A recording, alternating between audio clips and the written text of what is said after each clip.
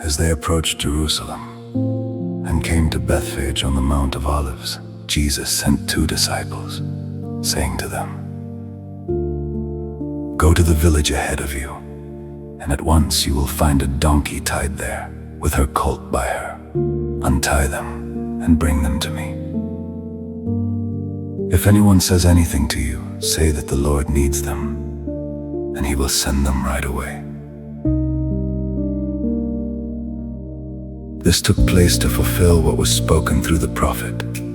"Say to daughter Zion, see, your king comes to you, gentle and riding on a donkey, and on a colt, the foal of a donkey." The disciples went and did as Jesus had instructed them. They brought the donkey and the colt and placed their cloaks on them for Jesus to sit on. A very large crowd spread their cloaks on the road, while others cut branches from the trees and spread them on the road. The crowds that went ahead of him and those that followed shouted, "Hosanna to the Son of David! Blessed is he who comes in the name of the Lord! Hosanna in the highest heaven!" When Jesus entered Jerusalem, the whole city was stirred and asked, "Who is this?"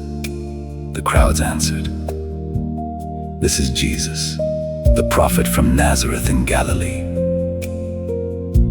Jesus entered the temple courts and drove out all who were buying and selling there.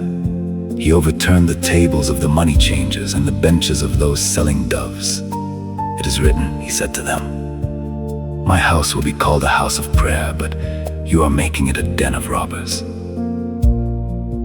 The blind and the lame came to him at the temple, and he healed them. But when the chief priests and the teachers of the law saw the wonderful things he did, and the children shouting in the temple courts, "Hosanna to the Son of David," they were indignant. "Do you hear what these children are saying?" they asked him. "Yes," replied Jesus. "Have you never read, 'From the lips of children and infants, you, Lord, have called forth your praise'?"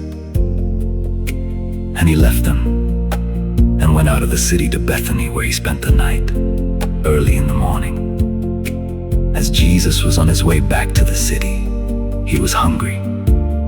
Seeing a fig tree by the road, he went up to it, but found nothing on it except leaves.